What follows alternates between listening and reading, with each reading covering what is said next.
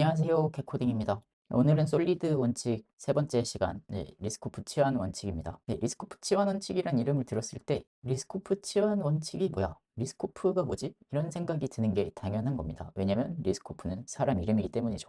자, 피타고라스의 정리나 맥스웰 방정식처럼 사람 이름이 붙은 케이스입니다. 그러니까 이름만으로는 추정이 안 되는 게 당연한 거예요. 그럼 리스코프 치환 원칙이 뭐냐?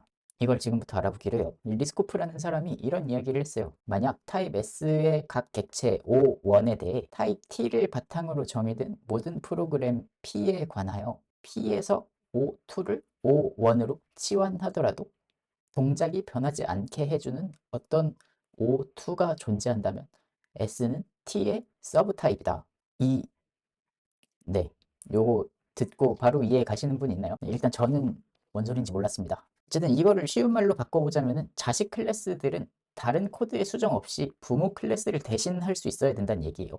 처음 거보다 많이 쉬워졌지만 그래도 아직 감이 잘 안 오시죠? 네, 정상입니다. LSP를 위반하는 사례를 보면서 이해를 또 해보기로 하죠. 도형에 대해서 먼저 얘기를 해볼 건데요. 직사각형이란 4개의 변이 있고 4변이 각각 90도인 도형입니다.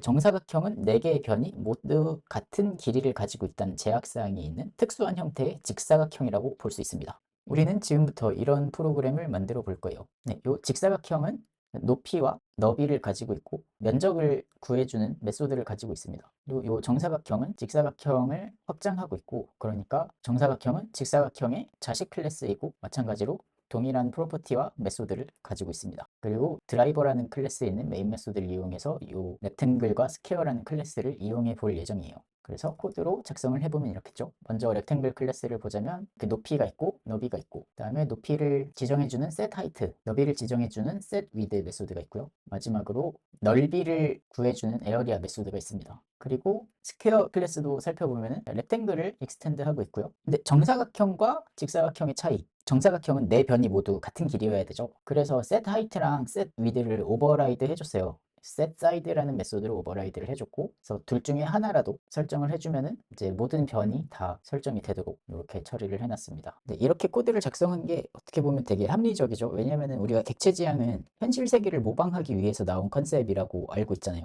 자, 현실 세계를 모방한다고 했었을 때 정사각형은 특수한 형태의 직사각형이니까 직사각형을 확장한 형태로, 그러니까 직사각형의 자식 클래스가 되는 게 되게 합리적이잖아요. 네, 그 결과 우리가 작성한 코드에서는 스퀘어 클래스는 렉탱글 클래스의 모든 거를 그대로 사용하고 그 대신 하나만 변경된 지점, 요 길이를 변경해주는 요 부분만 재정의해서 사용하고 있죠. 자, 그럼 이제 이 코드가 LSP를 지키는지 한번 볼까요? LSP는 우리가 뭐라고 그랬죠? 자식 클래스가 부모 클래스를 대체할 수 있어야 돼요. 자, 그러면 대체할 수 있는지 한번 볼까요? 자, 렉탱글 변수에 렉탱글을 할당해주고 set height, set width를 해줍니다. 그리고 이게 뭐 렉탱글 체크 이런 변수를 만들어서 요게 요 렉탱글 변수의 너비가 10이 맞는지 체크를 하도록 해요. 그리고 우리가 이게 LSP가 적용되는지 보려면은 요 같은 코드의 그 자리에 부모 클래스가 아니라 자식 클래스가 들어가도 완전 동일한 기능을 해줘야 돼요. 그래서 완전 동일한 코드를 저 렉탱글과 스퀘어만 변경을 해봐서 사용을 해봅니다. 네, 그래서 마찬가지로 set height 5 해주고 set width 2 해주고 스퀘어 체크했었을 때 이 값이 true로 나와줘야지 자식 클래스가 부모 클래스를 대체하고 있는 거라고 할 수 있죠. 우리가 먼저 예상해 볼 수 있죠. 이게 10이 나올까? 당연히 안 나오겠죠. 요거 값은 4가 될 거예요. 맞는지 한번 확인해 봅시다. 코드를 잠깐 변경했습니다. 요 너무 알아보기 힘들게 나와서 코드를 잠깐 변경했고, 네, 보면 첫 번째 프린트 메소드에서는 true가 잘 나왔고 두 번째에서는 false가 나왔죠. 네, 당연한 겁니다. 왜냐면은 요 스퀘어 안에서 우리가 set height, set width를 하면은 요거는 디버거 찍어서 같이 보도록 하시죠. 네, 스퀘어를 생성하고 set height를 만들 때 네, 우리가 set height를 호출하면은 여기 set height에 들어온 다음에 요 set height는 뭘 한다? 이 프라이빗 메소드인 set side를 호출을 해주죠. 그래서 set side 메소드를 보면 요 사이드 값이 우리가 처음에 여기서 전달해준 요 5가 되고 set width도 마찬가지로 5가 되죠. 그래서 set height가 끝납니다. 이 시점에서 스퀘어는 어떨까요? 하이트랑 위드가 모두 5죠. 그리고 여기서 set width를 다시 한번 호출을 해주는데 이때는 어떻게 된다? 사이드 값이 2인 상태로 들어와서 하이트와 위드를 모두 세팅해줍니다. 그러면은 스퀘어 값이 변경되었죠. 그래서 스퀘어의 에어리어 값은 4가 되는 거죠.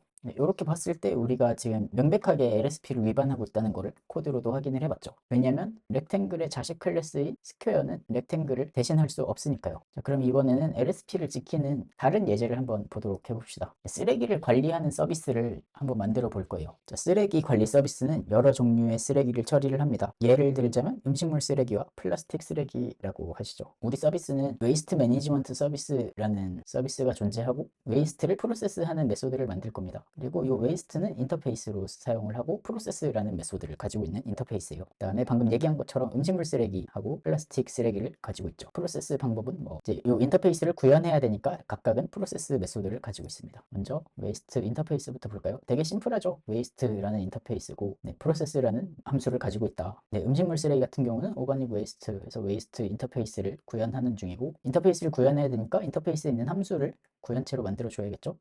그냥 단순하게 여기서는 프로세싱 오가닉 웨이스트 이렇게 함수를 써주고 있고 플라스틱도 마찬가지로 이름이 플라스틱 웨이스트인 클래스고 인터페이스 웨이스트 인터페이스를 구현하고 있다. 오버라이드한 펑션은 마찬가지고요. 그래서 이 웨이스트를 매니지먼트 해주는 이 서비스는 프로세스 웨이스트라는 메소드를 가지고 있고 웨이스트 매니지먼트 서비스 메소드를 가지고 있고 웨이스트 인터페이스에 해당하는 클래스들을 인자로 받습니다. 그래서 웨이스트의 프로세스 메소드를 실행시켜 주죠. 드라이버가 어떻게 돌아가는지 한번 볼까요?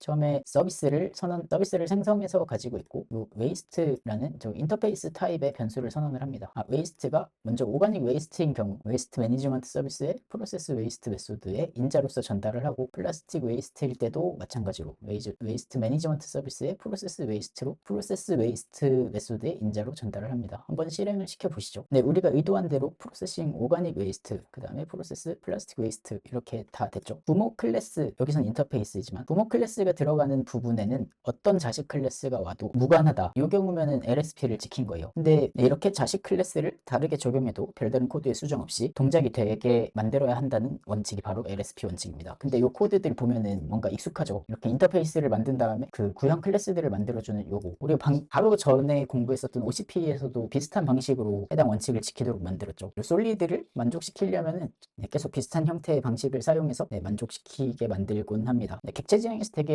유명한 문장 중에 하나인 구현체에 의존하지 말고 인터페이스에 맞춰서 구현해라 라는 유명한 말이 있죠. 그거를 잘 지키고 있는 중인 거예요. 그거를 잘 지키면 솔리드 원칙을 잘 구현할 수 있다. 이렇게 말할 수 있겠네요. 오늘은 LSP에 대해서 알아봤고 다시 한번 말해보자면 부모 클래스의 자리에 자식 클래스가 들어갔을 때 소스 코드 수정이 없이 잘 돌아갈 수 있어야 된다. 이런 원칙이었고요. 생각해보면 되게 당연한 건데 또 코드를 짜다 보면은 당연하지 않게 되는 경우들이 있어요. 방금 우리가 예제로 본 렉탱글과 스퀘어의 케이스도 그렇고 뭔가 자식 클래스로 만들었는데 자식 클래스에서 갑자기 뭐 별 다른 일을 하는 경우들이 있단 말이죠. 예를 들자면 이 쓰레기 예제에서도 일부러 이건 위반을 해보는 거예요. 이런 자식 클래스가 있을 수도 있잖아요.